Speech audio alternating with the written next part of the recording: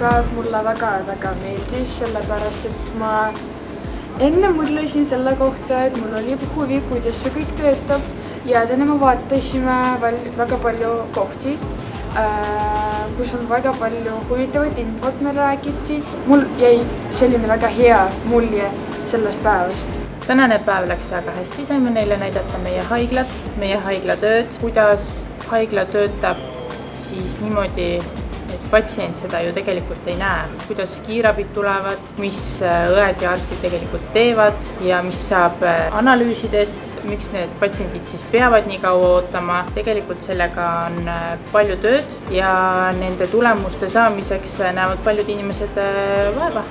Meditsiin on oluline, et me saaksime aidata enda patsiente ja enda lähedasi ja enda kogukonda, et inimesed oleksid terved ja õnnelikud.